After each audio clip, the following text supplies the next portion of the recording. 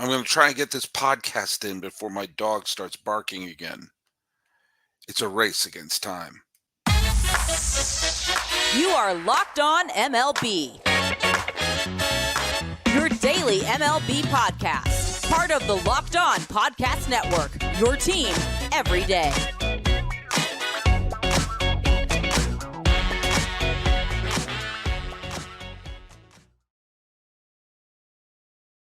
Hello, dog lovers and baseball fans, and welcome to Locked On MLB, part of the Locked On Podcast Network, where it's your team every day. This is the daily podcast. We talk about all of Major League Baseball. I am your host, Paul Francis Sullivan. If you don't believe me, I have a lower third where I call myself Sully. I've been a podcaster for a lot of years. I've done a lot of different things, including been a television producer, a filmmaker. I've been on HBO Sports and all this other things. But most importantly, I am about to start the sixth season here at the Locked On Podcast, and I work with pitchers and catchers reporting in just a few days. Follow us at Locked On MLB Pods on Twitter or whatever it's called now. And on Instagram, I'm your pal Sully with Sully Baseball on Twitter, Sully Baseball Podcast on Instagram. And please be sure to follow us on YouTube, subscribe. And some of you are watching the live feed. I've been doing a lot of these more as a live feed for a couple reasons. First of all, I get interaction for some of you who are watching. You send comments out there, and also it's just faster for me. Just put the live feed up there, you enjoy it, we go on with our lives. Less editing, a little more spontaneous. It's sometimes a little rough around the edges, kind of like a homemade cookie. But I will tell you, this homemade cookie is sponsored by FanDuel. Make every moment more. New customers join today and you'll get $200 in bonus bets if the first bet of $5 or more wins. Visit FanDuel.com/lockedon to get started. You may see my eyes darting around a little bit. My dog's been barking. My dear Eleanor has been barking a lot. I'm trying to make sure she doesn't wake up the whole dang neighborhood. Come on, girl, over here. Hey, before we get into the crux of today, we talk a little bit about the trivia question. And the question that I had was, because we talked a little bit about Clayton Kershaw yesterday, I said, what player was the first player that Clayton Kershaw ever faced as a pitcher, and he struck him out, and that player is now a major league manager. Now, I got a couple of you gave me some pretty good guesses that were dead wrong. One of my recent everyday Sullies, kind of a new one. Down with the war, Joel Washington 384 says, Sully, I'm kicking myself because I got yesterday's trivia question right and forgot to post it. Ha! As for today's trivia question, I'm going with Craig Counsell. That is a phenomenal guess. Absolutely phenomenal guess. He is indeed a manager, was playing then. That's the incorrect answer. I got a couple of Dave Roberts, but some of you, including Cameron Coy, whose name I don't remember ever saying got the answer correct. It was Skip Schumacher. Skip Schumacher, who last year managed the Marlins into the postseason. And he was the first person that Clayton Kershaw ever faced and the first person he ever struck out. We got a couple of people already in here watching the show. And by the way, Justin Lamas, who's a listener here, wrote this, and he's going right into today's show. Evening, Sully. Chapman probably goes to San Francisco. They need a third baseman. All right, well, Justin, it's funny you mentioned that because I am going to talk a lot about that. The fact that some of the top free agents are still out there and available. Obviously, the big free agent signings, Ohtani and Yamamoto, Nola re-signing with the Philadelphia Phillies. Some Eduardo Rodriguez signing with the Diamondbacks, Stroman, Giolito. There's some of the big ones have already signed, but of the top 10 free agents as listed by CBS Sports in their free agent tracker that they've had, the number 3 free agent was Cody Bellinger. He's unsigned. The number 4 free agent is Matt Chapman. He's unsigned. The number 6 free agent is Blake Snell. the defending National League Cy Young Award winner, he's unsigned. The number 10, Jordan Montgomery, who helped. It was a critical part in the Rangers winning the World Series last year. He's unsigned, and catchers are reporting in just a couple of days. Now, I know Blake Snell just won his second Cy Young Award, and he's expecting his ship to come in. And frankly, he is going to make enough money for his great grandchildren to go to law school on his dime. But he wants to get one of the big, huge, honking 9 years, all the money in the world. He's probably not going to get that. He is a two-time Cy Young Award winner. So is Brett Saberhagen. He's a pitcher who has had really high highs. He's had some okay lows. And I mean, I don't look at him as a pitcher who is going to be a dominant pitcher for many years to come, but I do think he's going to be a solid pitcher for many years to come. Same thing with Jordan Montgomery. I think whoever signs him are probably going to be a good pitcher. I just don't think they're going to be getting the massive superstar. Most of the Jorge Soler is also out there. Remember, Soler was a really good power hitter last year for Miami, and he's a World Series MVP with a World Series pedigree for both Chicago and for Atlanta. JD Martinez is kicking around out there, as is Tim Anderson, who had a horrible year last year for the Chicago White Sox. But frankly, he could probably help a team. But I'm going to go into something for a second. What are the teams that have been wanting, dying, drooling to make a splash over the last few years? Have been the San Francisco Giants. And the Giants have been linked to names. In fact, they were on the verge of doing a press conference last year for Carlos Correa when he was a free agent, but that didn't work out in the end. And they were dying, drooling, foaming at the mouth to sign Aaron Judge last year, and that didn't work out so well. And this offseason, they've not had the big, huge splash that everyone thought they were going to have. No, their biggest splash they've made is the signing of Bob Melvin, and I think Bob Melvin's the acquisition of Bob Melvin as the new manager of the San Francisco Giants is fantastic. I think Melvin is one of the few difference-making managers.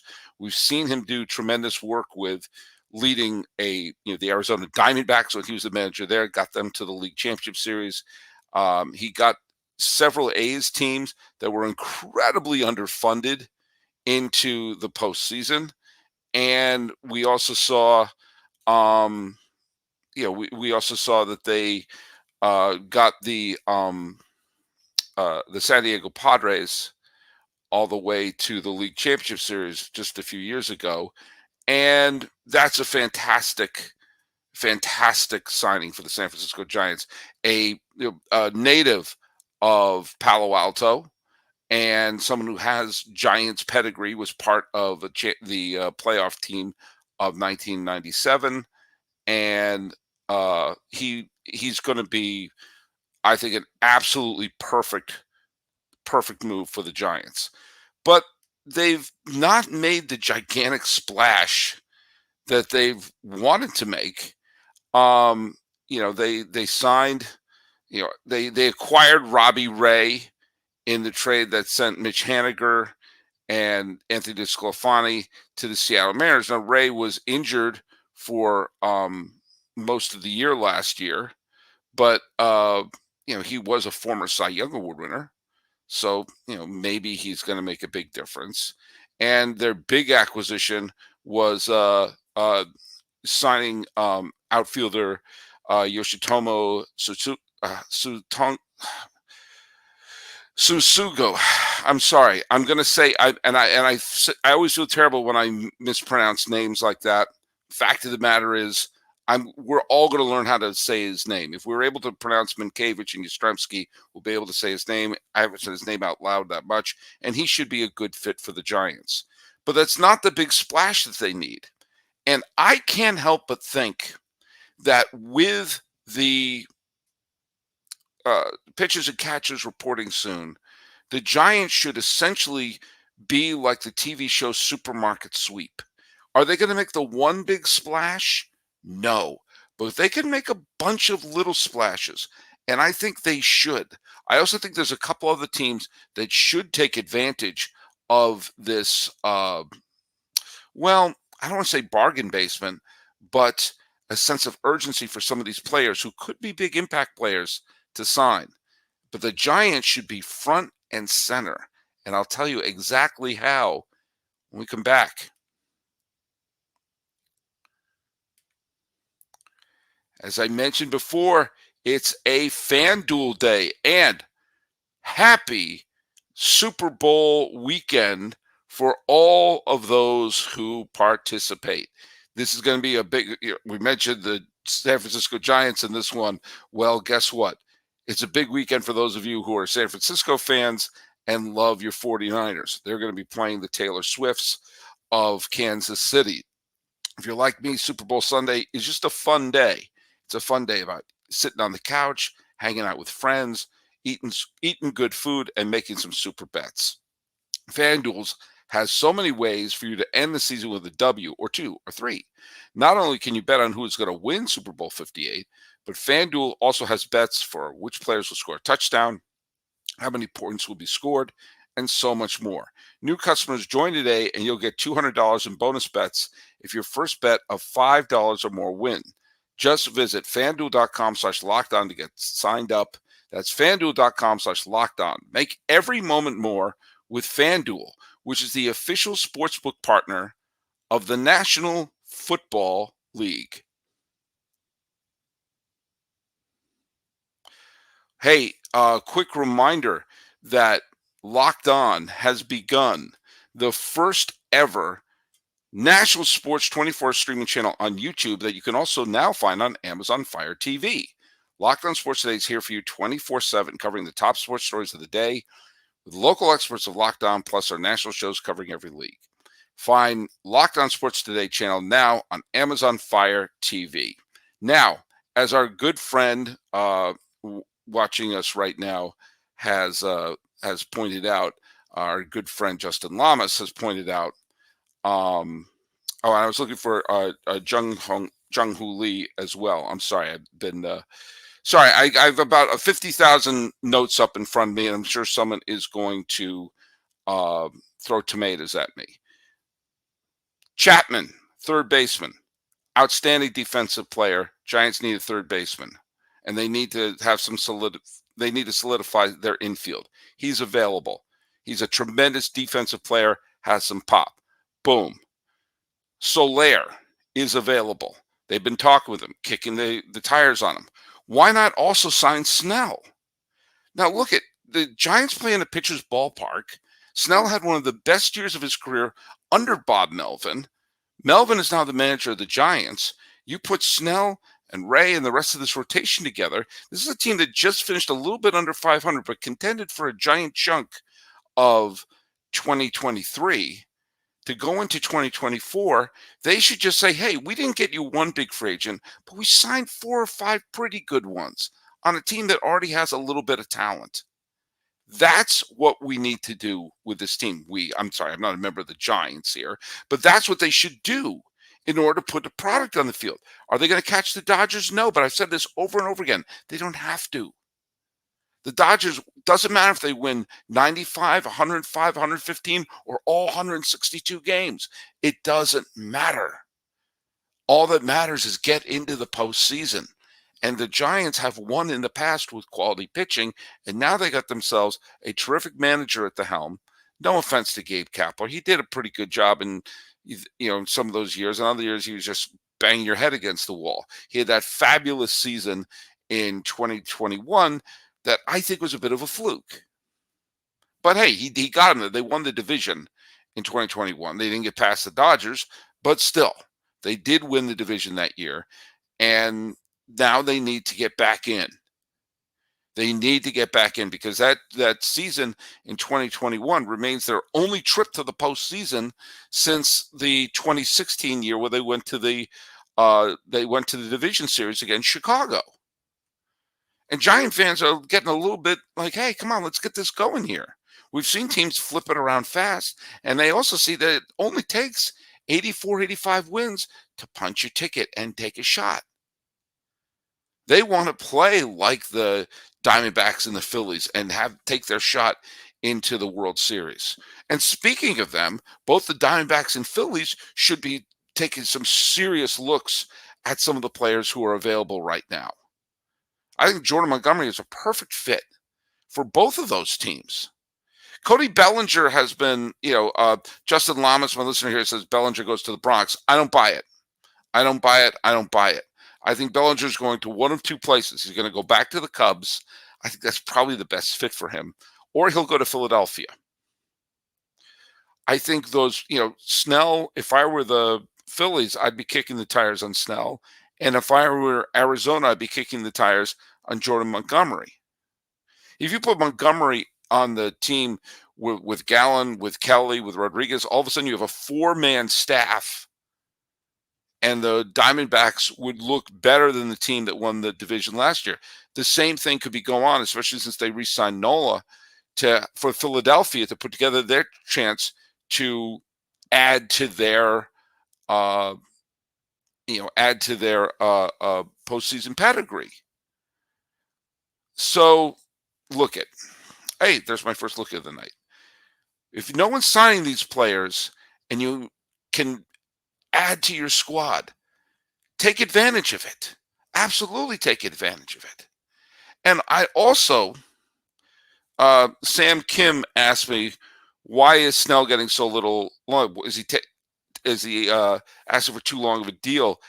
Yeah, because he's had two really great years in his career, and he's been pretty good for a chunk of his career. I think a lot of people are nervous to pay him a giant, huge, long honking contract. I think some teams would be fine signing him to a 5-6 year deal, but he wants a giant, 8-9 year deal. If I were the Giants, I would put down a 4 or 5 year deal with a high annual rate and say, hey, here you go, take it. It's sitting there. If you want it, great. You're going to be a millionaire many times over.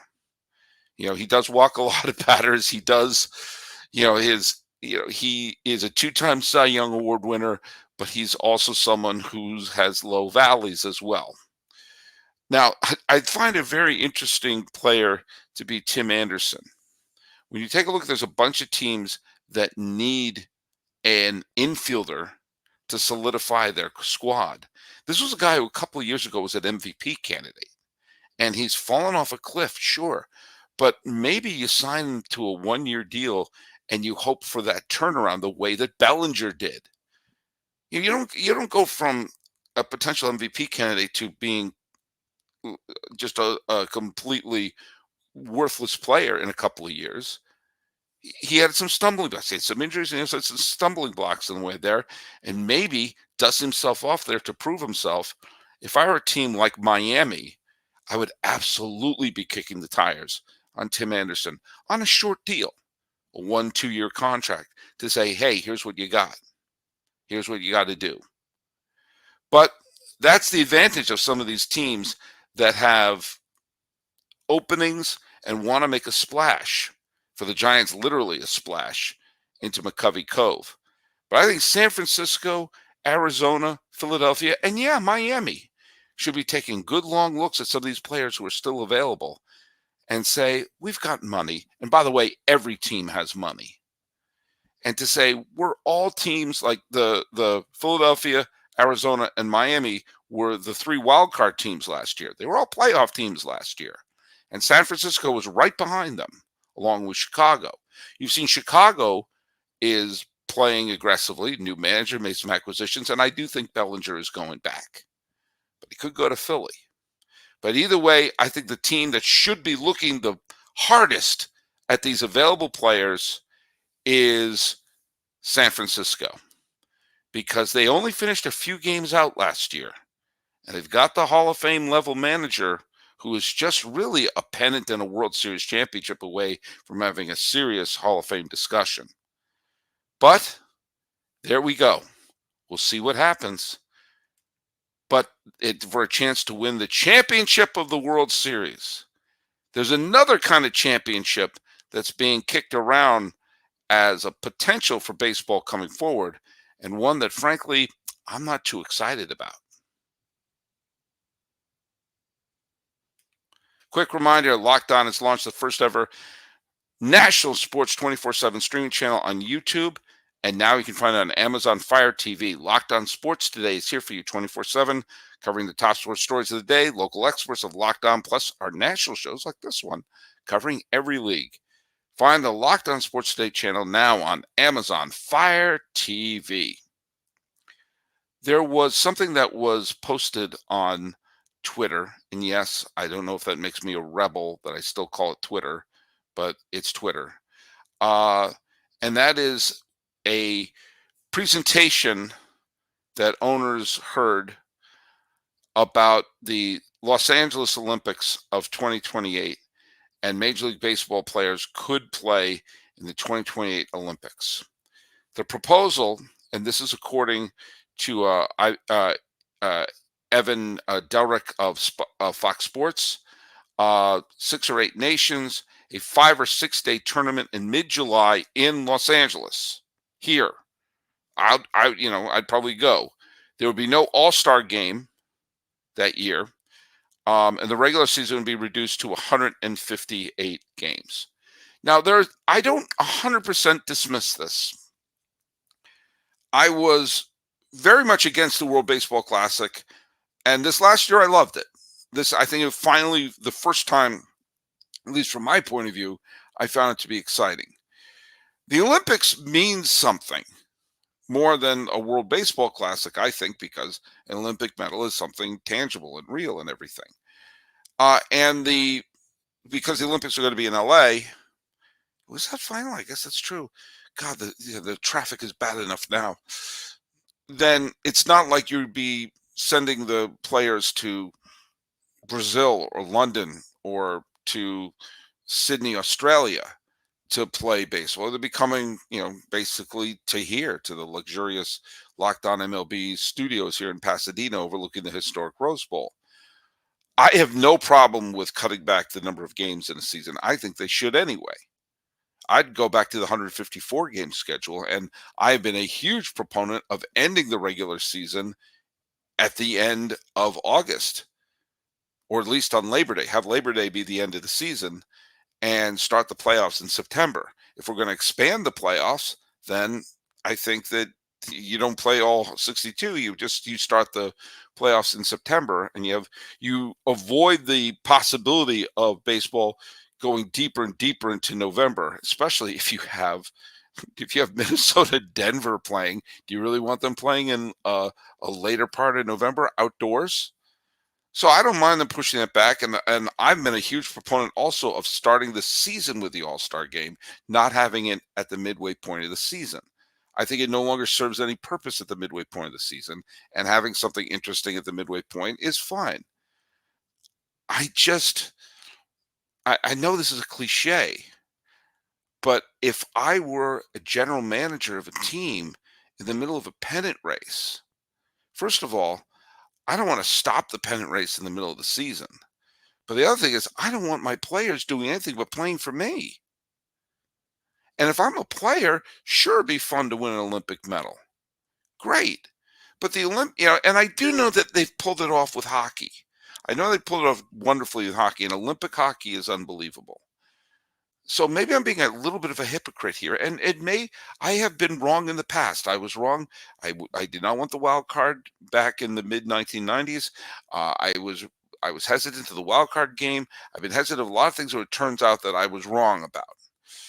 But I don't want to risk my players in the middle of a pennant race, risk injury, risk momentum, risk screwing up their swing, risk their routine. These are all creatures of habit that we're going to throw this wrench in the middle of the season. And what that means to the other players, that we're just going to take a break, because not everyone's going to be playing in the freaking Olympics, that, hey, we're going to take a 6-day break. I'm sure they would like it. They had to go home to their homes and family and whatnot, but I don't see it working. And am I a Scrooge? I'm completely willing to be proven wrong, but it just feels to me that I wouldn't want my star player playing in that. if I were a general manager. And if I was a everyday player or an everyday pitcher, in the starting rotation, that suddenly I got to shut it down for a week. I mean, haven't we seen that teams being shut down for a week in the expanded playoffs and things like that? It's not always a good thing. Doesn't always work out well. I don't know. I'll be willing to be proven wrong, but as of right now, I'm not seeing it. I'm not seeing it. Tell me what you think in the at Locked On MLB Pods on Twitter and on Instagram. Uh, uh, Let me just Justin Lamas says, I don't want star players going to play for the Olympics. No way. Yeah, yeah. Sam Kim asks, long terms are good for baseball exposure for them in the Olympics. Maybe. I don't know. I don't know. To me the to build the Olympics, I think we need to start to see, and maybe even major league subsidized leagues in countries that aren't currently producing a lot of stars, to start to see baseball interest there. But if I have Ronald Acuna Jr. on my team, or if I have a healthy Mike Trout on my team, or if I have Bryce Harper on my team, and we're in a pennant race, I don't want to stop all that and go to LA and try to put together a dream team situation. Probably Cuba and the Dominican Republic would be the best one. But Justin Lamas, who's listening, I think makes the best comment right here. He says, the best exposure for baseball is to make MLB more available via streaming or TV. Absolutely. Absolutely. Now second look at, it's not something that will be an everyday occurrence. It will be maybe try it out one year and see what happens. It could be a smashing success. And this might be that Venn diagram where it works this one time because the Olympics are in Los Angeles, and maybe you try it once. And if it doesn't work, it doesn't work. I'm a little skeptical, but I could be convinced with evidence. But that leads us directly to our trivia question. In 1992, baseball was a medal sport game for the first time in the modern Olympic history. And Cuba wound up winning that gold medal. Which member of the gold medal winning Cuban Olympic team went on to become a 4-time World Series champion and a League Championship Series MVP? What future League Championship MVP who wound up winning 4 World Series rings was on that first Cuban team to win the Olympic gold medal? That is your trivia question. Put it down here at Locked On MLB Pods on Twitter or on Instagram. I am your pal Sully. And by the way, it is Twitter. Who am I kidding? As Sam Kim says, Elon Musk may be mega worse, but calling it X is just dumb, in my opinion. Keep calling it Twitter. I think I will. So, talking about the shopping spree the Giants should go on, and maybe some other teams, and not 100% in on the Olympics, but maybe it'll be worth doing once. This has been Locked On MLB. I am your host, Paul Francis Sullivan. My dog didn't bark, and you can call me Sully.